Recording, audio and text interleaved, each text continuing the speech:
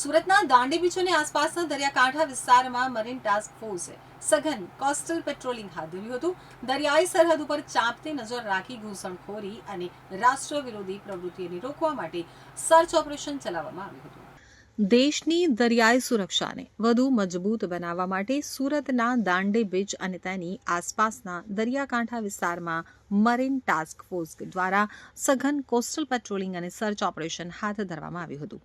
ADGP Amit Vishwakarma, DIG એમ મુનિયા તેમજ marine task force હજીરાના police અધિક્ષક અને મરીન સેક્ટર કમાન્ડર એસજે પરમારના માર્ગદર્શન હેઠળ વિવિધ ટીમોએ સમગ્ર વિસ્તારમાં ફૂટ પેટ્રોલિંગ કર્યું હતું.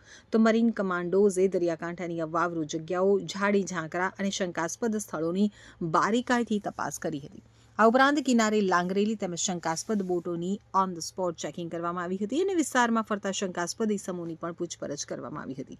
મરીન ટાસ્ક ફોર્સે સ્પષ્ટ કર્યું છે કે દરિયાઈ માર્ગે થતી ઘૂસણખોરી, સ્મગલિંગ અને અન્ય રાષ્ટ્ર વિરોધી પ્રવૃત્તિઓને રોકવા માટે આવા સઘન પેટ્રોલિંગ અને સર્ચ ઓપરેશન આગામી સમયમાં પણ સતત ચાલુ રહેશે.